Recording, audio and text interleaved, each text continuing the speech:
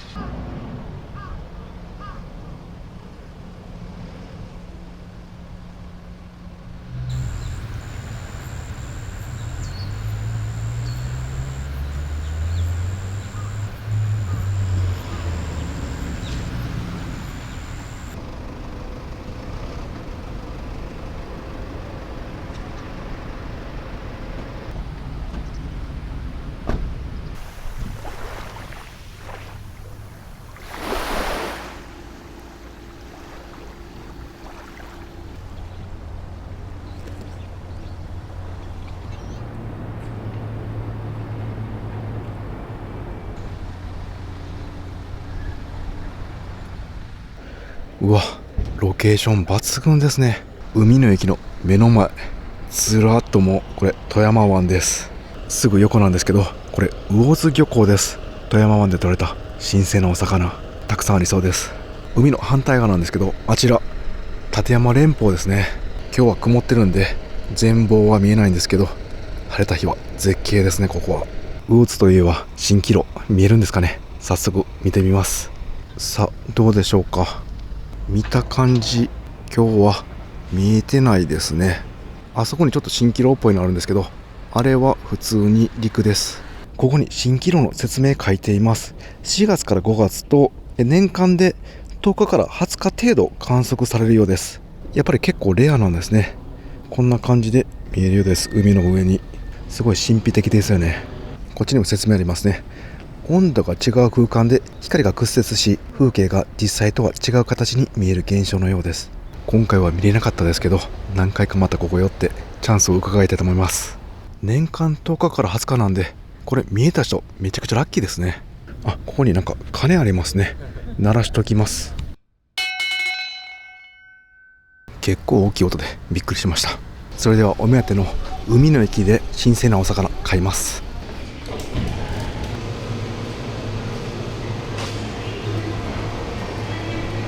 新鮮なお魚たくさん売っています。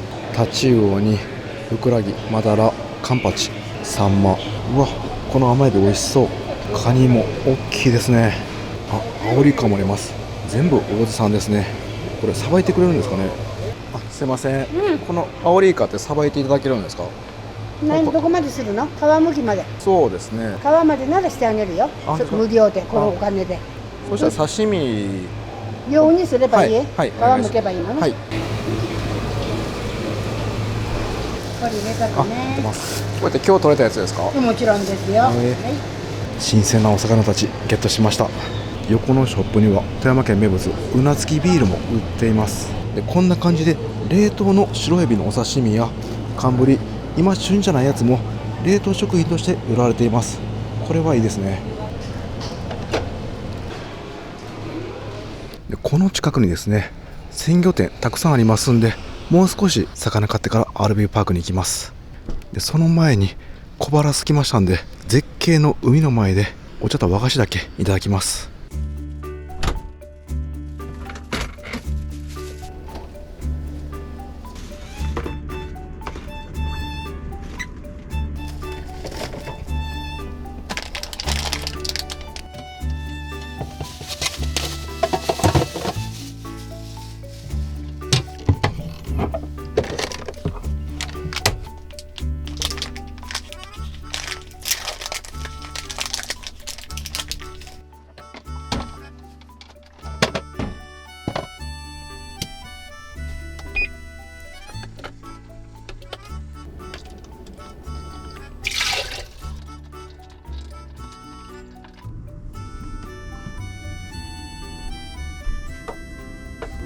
いただきます。この渋みがたまらない。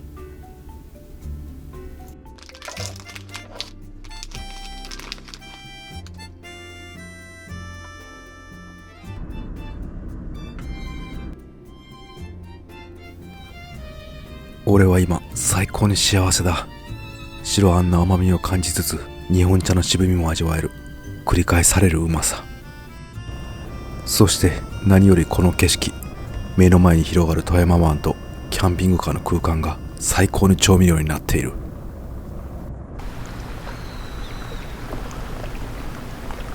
はい、ごちそうさまでした。それではまだいろいろ回ってお魚やあとお酒ですね、たくさん買います。今日の車内のセッティングなんですけど、 RV パークということでトイレいらないと思うんですけど、一応この折りたたみ式のラップボンを持ってきてます。夜中とか周りがもし怖かったらこちら使います。 RV パークはお風呂なかったと思いますんで、今日は多分こちらのシャワー使います。電源なんですけど、キャンピングカーのサブバッテリーは現在 955Ah なんでほぼ満タンですね。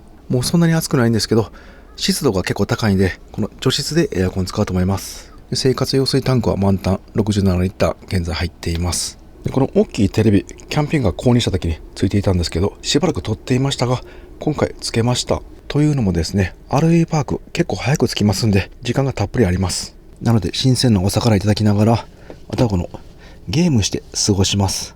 目の前の富山湾で採れた新鮮なお魚いただきながらゲームしてお酒いただいて過ごす、もう最高じゃないですか。ワクワクは止まりません。それでは次のお店行ってきます。パラパラと雨が降ってきました。さっきまで結構晴れてたんですけど、海の上の方が真っ暗になってきました。雨雲レーダー見るとこの後結構強い雨雲が魚津市の上空を通ります。ここから車で5分ぐらいでスーパーや鮮魚店たくさんあります。スーパーの真裏にも味のある鮮魚店があります。こちらも今日取れたお魚がたくさん並んでそうです。ちょっと後で覗いてみます。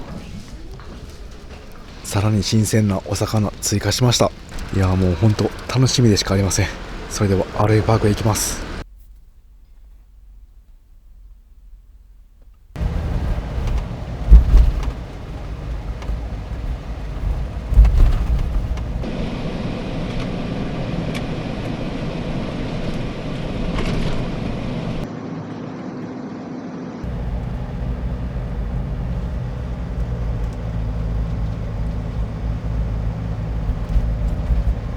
あ、ここですね。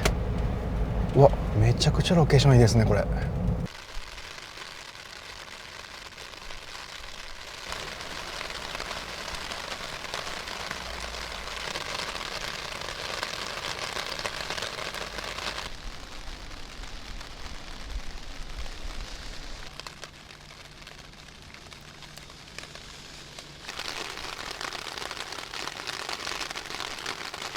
もう富山湾まで数メートルというロケーションです。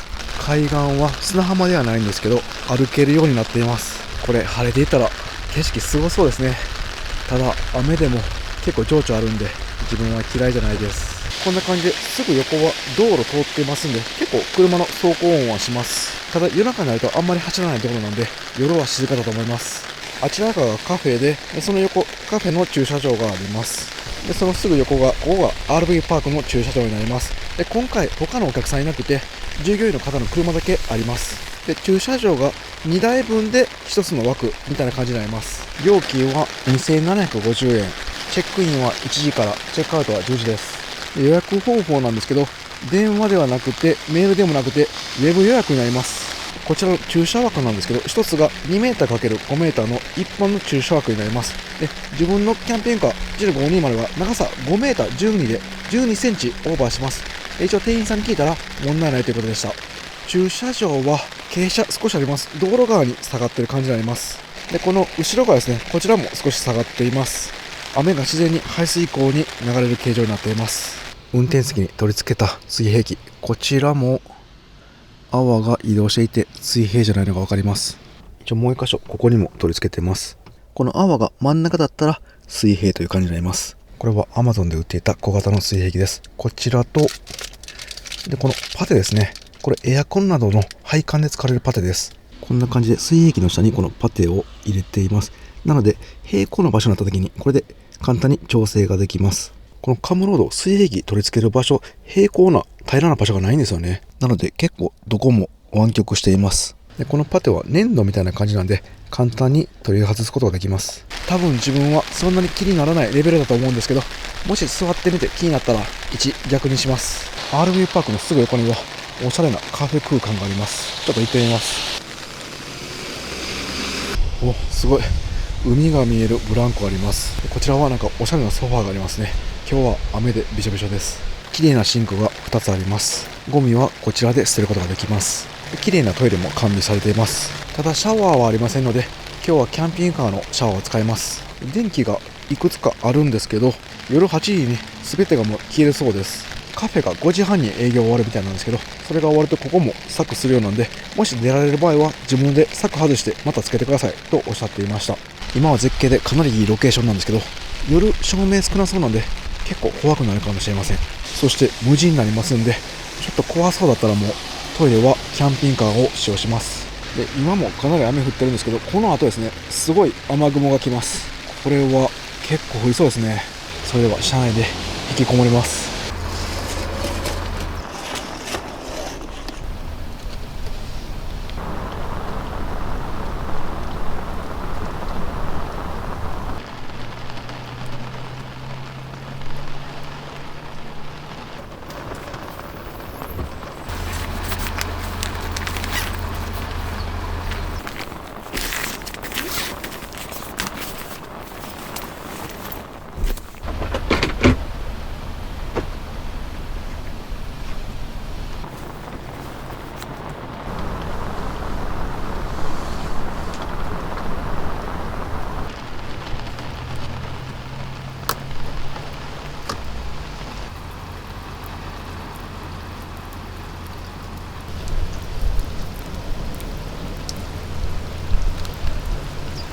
さあ、それではこの雨音聞きながら新鮮なお魚のお刺身いただきます。今日富山湾で採れたばかりのアオリイカです。こちらの方皮だけ剥いてもらいました。それではカットして刺身でいただきます。その前に今日は飲んでいい場所なんで、このうなつきビールいただきます。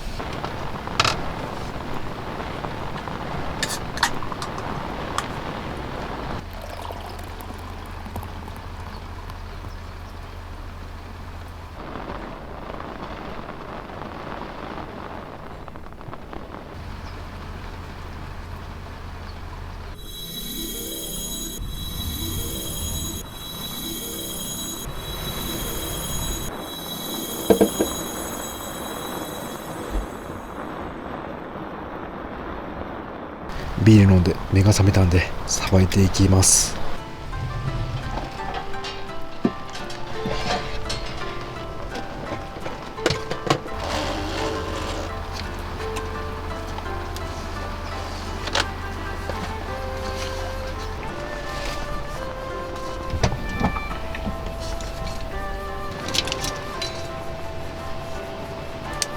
これが魚屋さんで処理してもらったアオリイカになります。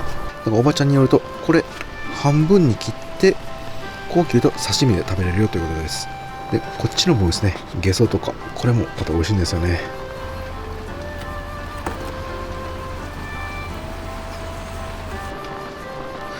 うわ、プリプリしてます。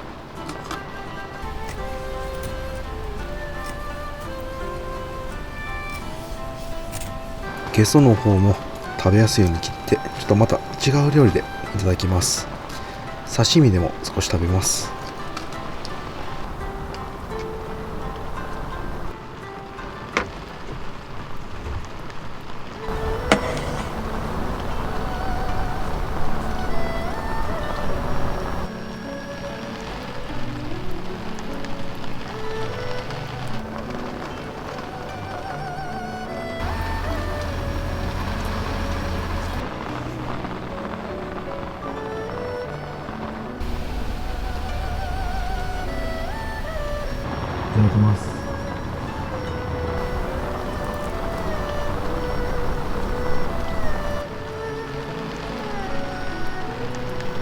横の海でさっきまで泳いでたイカを食べたことがあるか。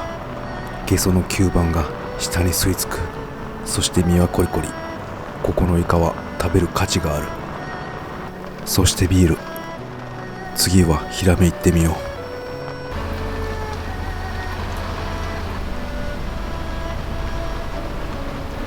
さっぱりとした白身はビールともよく合う。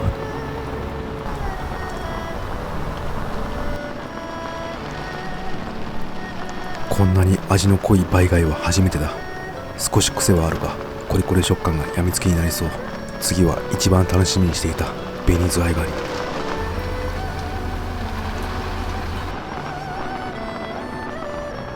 うまい魚だけあればもう何も必要ない。いやいや、そんなわけがない。ビールが必要だ。ボイルされたカニは旨味が凝縮されており、少し醤油をつければ最高のつまみだ。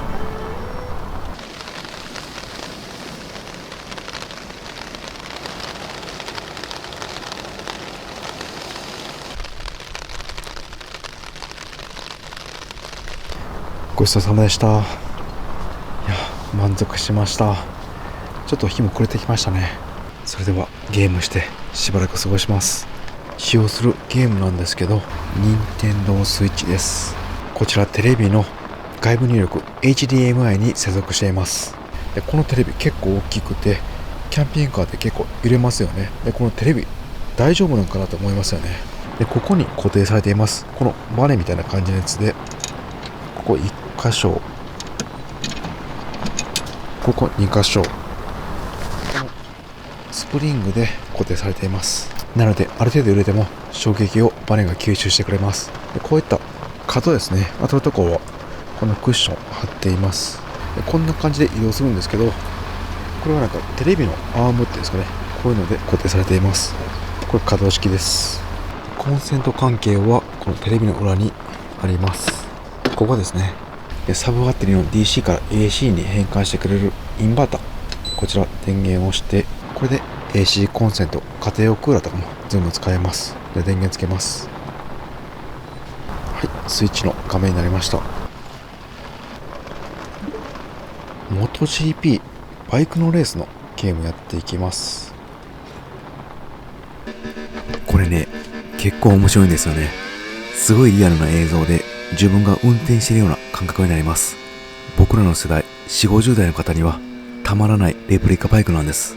昔バイクの免許取り立ての頃、レプリカバイク全盛期でした。当時お金がなくて中型免許とバイク買えなかったんですが、こうやってゲームですが本当に乗ったような感覚になれるのでかなり楽しいです。このゲームしている時は当時の気持ちに戻れます。こんな感じで膝すりも簡単にできます。この最近のゲーム面白いのが、失敗した時やり直しが簡単にできるんです。こんな感じで攻めすぎた時、昔のゲームだとリセットしてもう一回やり直しだと思うんですけど、リワインドというシステムがあり、簡単に時間戻せます。これめっちゃいいですよね。苦手なコーナーも何回もやり直せます。こんな感じで人生もやり直してきたらいいんですけどね。なんかこれ案件みたいになってしまったんですけど、メーカーさんのプロモーションではありません。自分で買いました。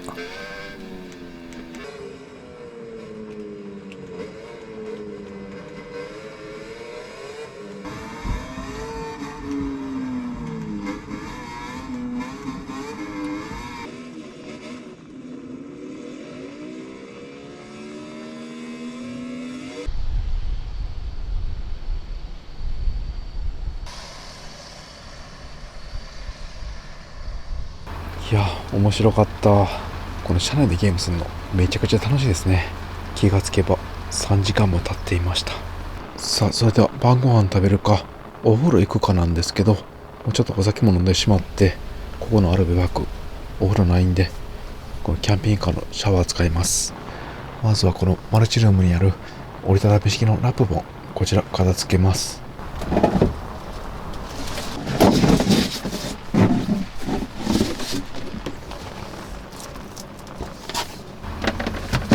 ちょっと前に上げた動画で視聴者様のコメントで、この折りたたみ式のラップをここに置くと何かの拍子で倒れた時にこのドアが開かなくなるんじゃないかというコメントをいただきました。確かにそうですよね。これ一人でもしバタンで倒れてドア開かなくなったらもう一生シャワーから出れません。裸のおっさんのまま誰にも発見されません。でこれドアなんですけど、ちょっと高さがあるんで、このラプポンが倒れてもいける可能性はあるんですけど、一応念のためこのリアの収納ですね、ここ開いてますんで、ここに折りたたみ式のラプポン一旦置いときます。これだったら倒れてもドア開くと思います。コメントで心配していただいた皆さんありがとうございます。はい、これでマルチルームもかなり広くなりましたんで、シャワー浴びていきます。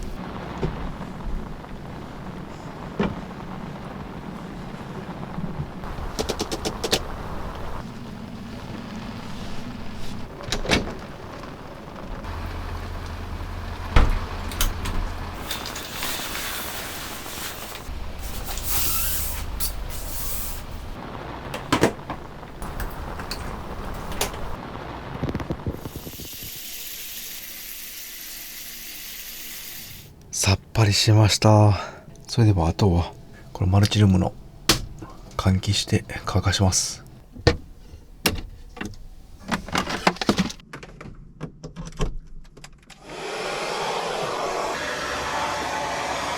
それでは風呂上がりのビールといきたいんですけど、もう全部飲んじゃいました。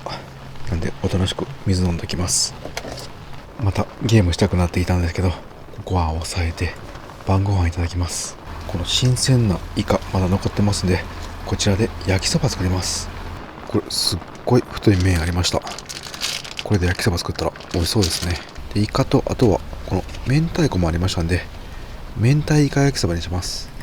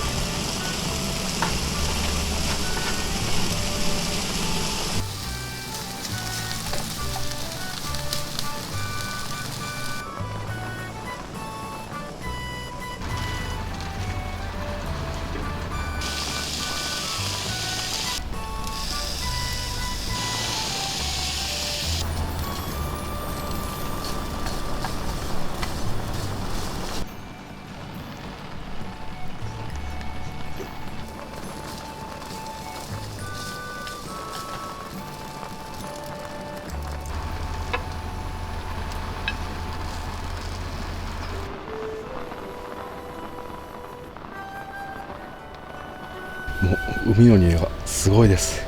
それではいただきます。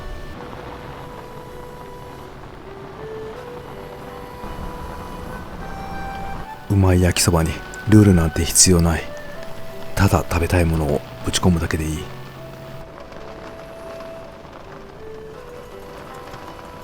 麺にたらこが一粒ずつ絡む。少しの味付けでも濃厚な味わいで楽しい。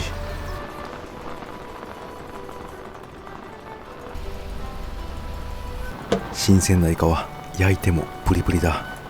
しかしこのアオリイカ、今日富山湾で泳いでいたのに、まさかたらこと一緒に焼きそばにされるとは思っていなかっただろう。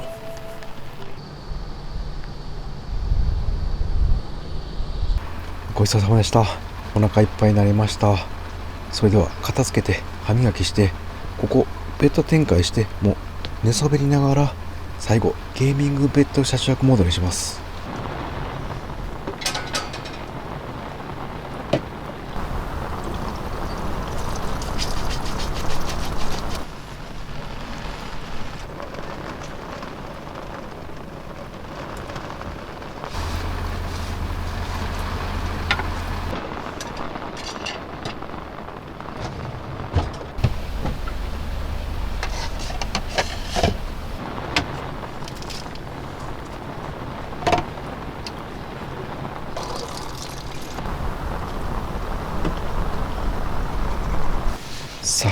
あとはもうゲームしたりテレビ見たり YouTube 見たりして過ごします。もう今日はここで横になりますんで、多分そのまま寝ると思います。ここで寝れるようにしていきます。こっち側は広いんですけど、こっち狭いんで、もうここフルフラットにしておきます。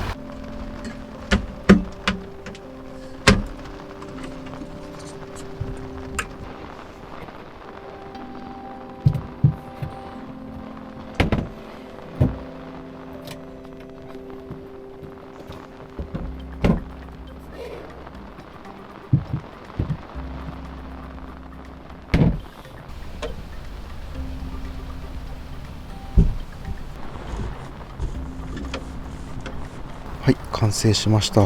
で、ここ一人寝るだけなんで、もうテーブルまた下ろしておきます。少しだけこっち側にずらしておきます。はい、でこの短い足を下にして、はい、これで完成です。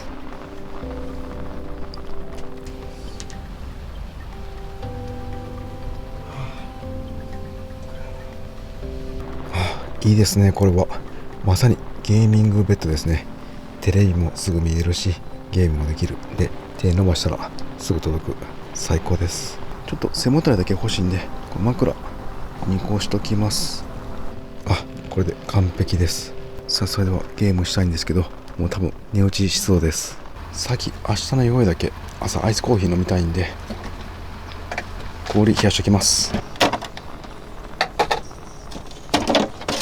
面白い製氷皿見つけました。これいつも使ってるやつなんですけど、このぐらいですね。なんとこんなに大きい氷が作れるようです。これは楽しみですね。と思ったんですけど、ペットボトルの水もうなくなってしまいました。今回生活用水タンクだけで、清水タンクにはお水入れてきてません。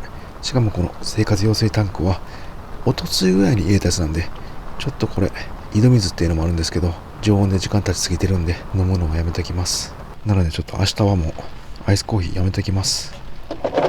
多分近くに自販機あると思いますんで、そちらで何か飲み物を買います。ちょっと今からは外真っ暗ですね。怖いんでやめときます。なんか外すごい風強いです。さっきから車体が揺れています。やっぱり海近いんで風強いんですかね。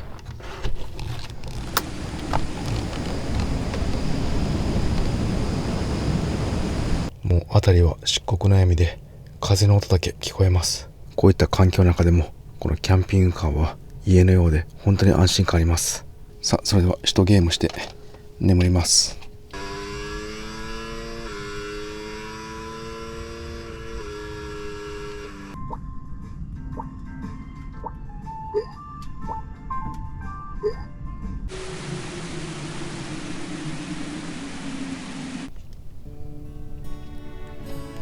いや楽しかった。今日一日ゲームしてサブバッテリーの残量電気が850アンペアアワーですね。マックスがだいたい1000アンペアアワーぐらいなんで、もう全然大丈夫ですね。ゲームだけならあと5日間ぐらいできそうです。あ、もうすぐ眠れそうです。しかしテレビずっと撮っていたんですけど、あれと楽しいですね。前のキャンピングカーではテレビを地上波見るためや YouTube 見るためだけに使っていました。こんな感じでゲームもできれば家族でもできますんで、ちょっとした空き時間も楽しそうです。ただこの環境だと子供はずっとゲームやテレビ見てそうです。そこもやっぱり心配ですね。旅行ったら景色など楽しんでほしいです。この辺は家族で相談しながら考えていきます。とにかく一人の場合だったらテレビはありだなと思いました。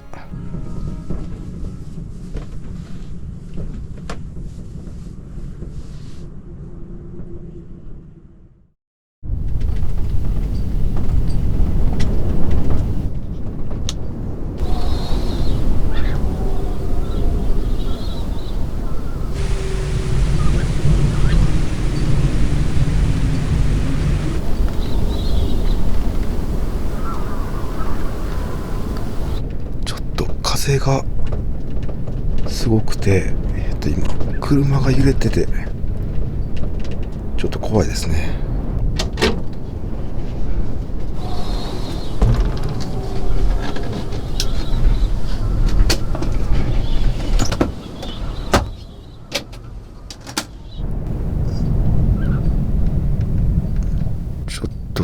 ごいですね。めちゃくちゃ揺れてて、ね、何回も起きちゃいました。すごい音してます。なんかこのまま倒れるんちゃうかなって不安になりますね。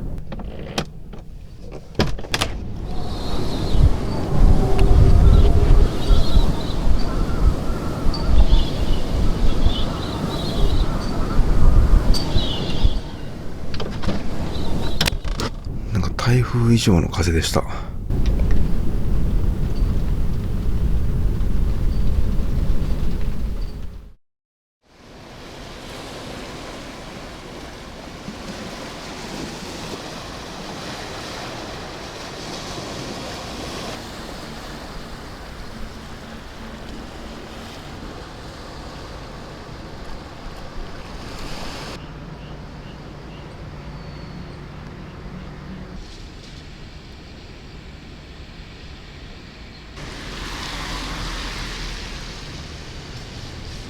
おはようございます。朝方ですね。夜が明ける前に風が落ち着きました。なのでその後はぐっすり眠れました。すごい絶景です。いや、昨日は本当怖かったですね。車中泊していて恐怖を感じたの初めてです。今現在の車内の温度が 20.1 度、外が 18.2 度。もうめちゃくちゃ過ごしやすいです。さあ、朝ごはんの準備します。もうこの布団を軽く畳めば、はい、車内の準備は OK です。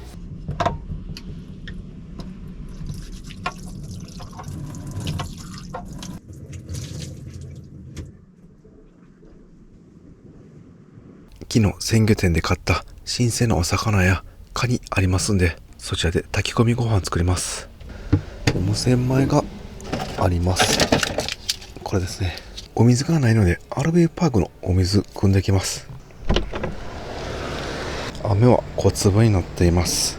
うわ、めちゃくちゃ綺麗ですね。昨日は雨で何も見えなかったんですけど、向こうの方に能登半島が見えます。もう先端まではっきり見えます。ちょっとお米の準備してから景色堪能します。ありました。じゃあここでお水いただきます。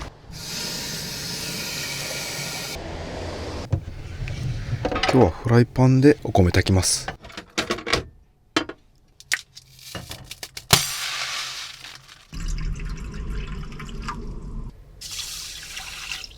はい、じゃあこれでお水吸わしときます。その間富山湾を見に行きます。これよく見たら駐車場の後ろ電源ありますね。今日は併設のカフェもお休みで、他のお客さんも誰もいません。カフェが営業していたら朝のコーヒーここでいただくのもいいですね。車の中で絶景を見てもいいし、ここのスペースで富山湾を見ながら飲むコーヒーも美味しそうです。で、入り口はこんな感じでもうチェーンされてます。で、帰りは自分で取ってまた閉めるようです。ただ結構前の道路が車の通り多くて、チェーン外して出て一旦車止めてチェーン閉めるんですけど、車止めるとこパッと見ないんで、ちょっと遠くに行って持ってこないといけなさそうです。この辺はまた後で試してみます。うわー、すごいですね。本当にこの景色を見れる RA パークはなかなかないんじゃないでしょうか。ここの海岸線がこのだんだん階段みたいになっていって、でずっと歩いていけます。新規ロードというそうです。さっきのですね、海の駅まで 800m このまま行けるようです。で、反対側の漁港までは 2800m なんで、合計 3.6km の道のようです。朝の散歩でこの道ずっと歩いていくの良さそうですね。虫もいないんで快適です。こんな感じで波の音聞きながら散歩するのすごい癒されそうですね。で、この先ずっと行くと向こう見えてるのが昨日行った海の駅ですね。で、富山湾これくるっとこんな感じで湾曲していて、で向こうの方が石川県能登半島ですね。先っぽまで見えます。そしてずーっと続いていて、これが能登半島の先端、六甲崎あたりですね。なんかこうやって見ると意外と近くて泳いで行けるんちゃうかっていう感じに錯覚してしまいます。それでは少し海岸線を散歩してから車内で炊き込みご飯いただきます。お米もいい感じでお水が浸透してるっぽいです。炊き込みご飯に入れる具材なんですけど、大量にこのカニがあります。そしてお刺身で余ったヒラメも入れていきます。で、昨日余ったしめじやこの大葉も入れていきます。味付けはシンプルに醤油大さじ1、みりん大さじ1、酒少々でいきます。だしはカニからいただきます。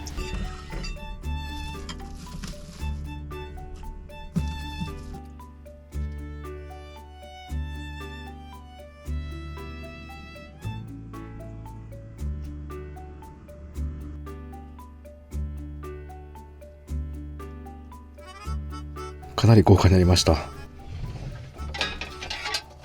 この蓋なんですけど、この取っ手が折りたたみ式ですごい便利です。で、こんな感じで立てれるんですよね。いつもこの蓋取った時どこをこうってなるんですけど、これは結構便利です。中も見えるんで火加減も調整しやすいです。少し窓開けて換気しておきます。まずは10分で様子見ます。さあ、味噌汁の準備もします。で、せっかくなんでカニの味噌汁作っていきます。ではこの家電コーナーの電気鍋使います。ではえのきとカニとで昨日余った長ネギで乾燥わかめを入れていきます。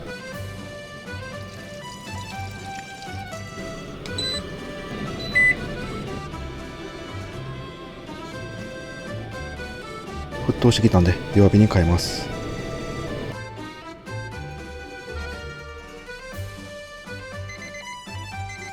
はい、じゃあ火止めてあとは蒸らします。この中見えんのめちゃくちゃお米炊きやすいですね。水分量とかもはっきりわかります。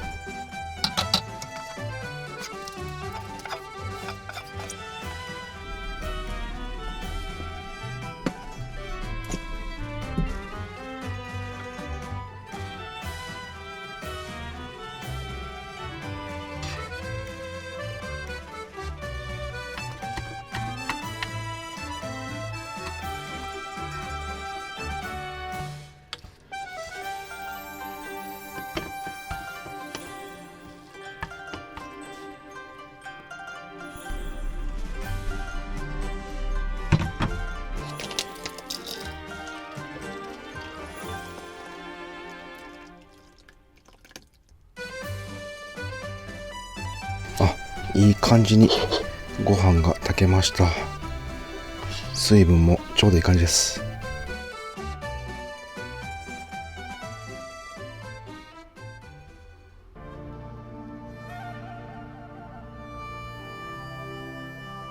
ではこの海見ながら朝ごはんいただきます。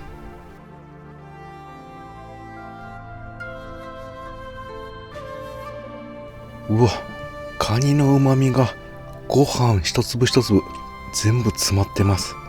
これ調味料薄めにしてよかった。カニが最高の出汁になってます。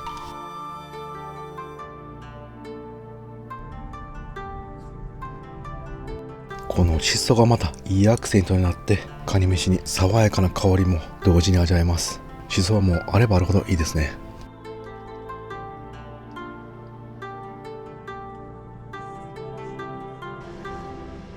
貝出し味噌だったんでカニとの相性気になりましたが、もう問題ないです。というかむしろ相乗効果でコクが増しました。そして味噌汁いった後はご飯が食べたくなります。またご飯食べるとまた味噌汁行きたくなります。これはエンドレスに楽しめます。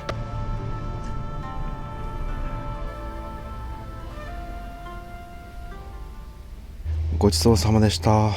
いや、お米1合でカニもたくさんだったんですけどペロリと食べちゃいました。しかしお肉がなくてもこのごちそうになる出汁の文化って本当に日本に生まれてきてよかったなと思う瞬間です。最高に美味しかったです。はい、じゃあ今度も片付けておきます。はい、じゃあ鍋のお米軽く落としてから洗います。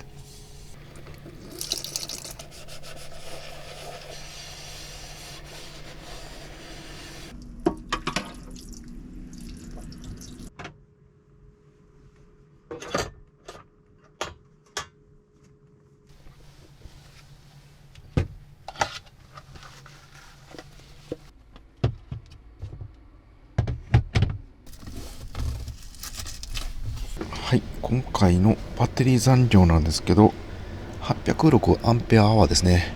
やっぱりガスあれば減らないですね。全然もう涼しくなってきたんでエアコン使う機会も減ってバッテリーがさらに減らなくなりました。このキャンピングカーは夏場のエアコン用に約 1000Ah の大容量を積んでるんですけど、エアコン使わない2日ぐらいの旅でしたら 100Ah あれば十分ですね。ただやっぱり大容量のリチウムバッテリー積んだことによってバッテリー残量一切気にしなくなったのはかなり心に余裕ができました。そしてトイレなんですけど、このカセットトイレを撤去してからこの折りたたみ式ラップポに変えて、シャワーはかなり便利になったんですけど、外してから気づいたカセットトイレの良さも再確認しました。やっぱりですね、カセットトイレの場合は常時置いてますんで、もう一回旅に出るとどうせ洗うんで使わな損という感じでどんどん使うんですよね。でラップポンはその都度コストかかりますんで、できるだけ使わないでおこうという感じになりました。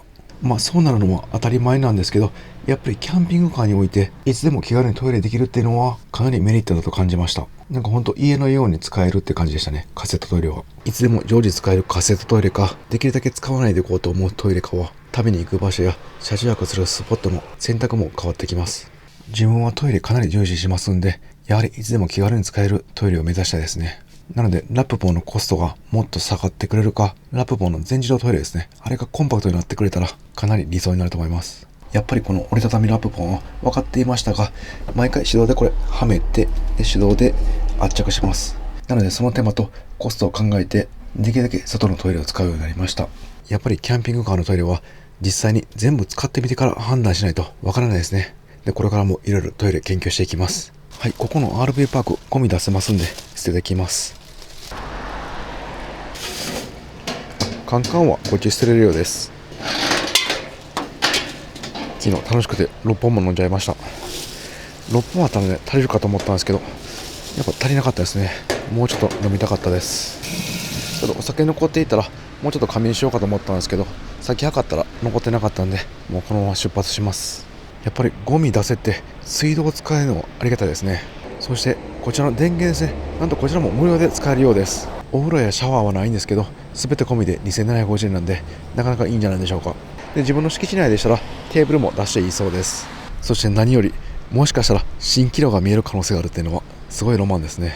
ただ気をつけたいのがこの強風ですね。今は穏やかになったんですけど、夜中本当に強かったです。特にポップアップ屋根が上がる車はかなり気をつけた方がいいと思います。 RV パークということで気軽にポップアップできるんですけど、ポップアップ開けちゃうと海際の RV パークはめっちゃくちゃ入れると思います。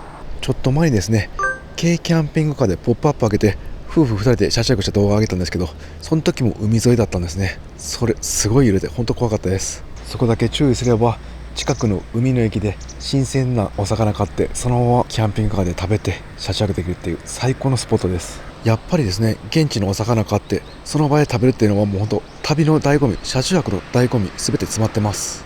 そしてあとは温泉なんですけど、この近く車で10分ぐらいでなんと日本の温泉100選に選ばれている温泉があるそうです。で帰りそこ寄って温泉の質確かめたいですね。自分も温泉大好きです。でその後ですね、富山県の道の駅全制覇の旅したんですけど、その時にこの滑川の道の駅ですね、こちら夕方の5時過ぎていて反抗せませんでした。でここも結構近いんで最後に押しておきます。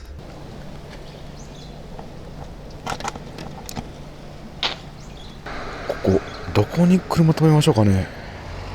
一旦止めて、でこのチェーンをまた閉めないといけません。結構ね道幅ないんですよね。向こうになんか電気屋さんみたいなのあるんでちょっとスペースあるみたいなんで、そこパッて止めさせてもらってですぐ閉めてまた出発します。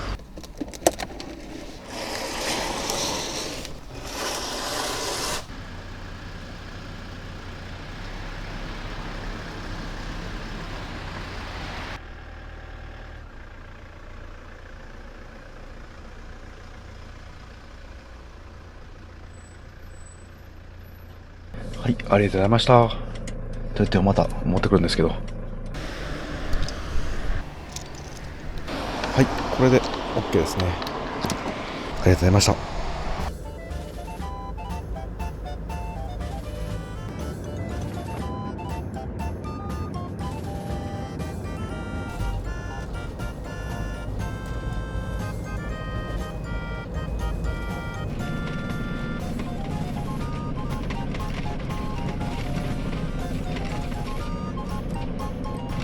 かなり大きい温泉です。駐車場も広いのでキャンピングカーでも問題なく止めることができました。わあすごい、なんかもうこの水口から温泉の匂いがしてます。これは期待できますね。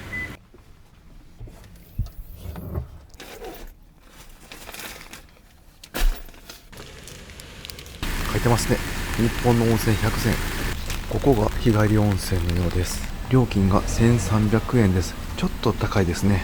ただ午後11時半までやってますんで、車中泊旅などでは利用しやすいですね。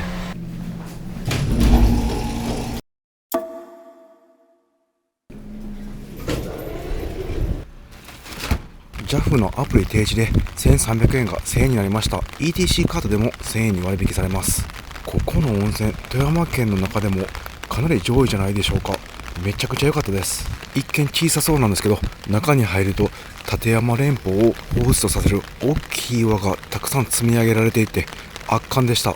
そして温泉がですね、白く濁っていて、そして青みがかっています。すごく神秘的な温泉でした。いかにも効能がありそうな硫黄の匂いがプンプンしていて、もう体ポカポカです。ここから25分ぐらいで滑川に着きます。やっぱり富山県はコンパクトなんで移動は楽ですね。そして車も比較的空いてます。こういった温泉施設も結構空いてるんですよね。太平洋側だったら脱衣所のロッカーに隣人いたりするんですけど、富山県ではほぼ人がいません。少し寂しい気もしますが、かなり快適に旅ができます。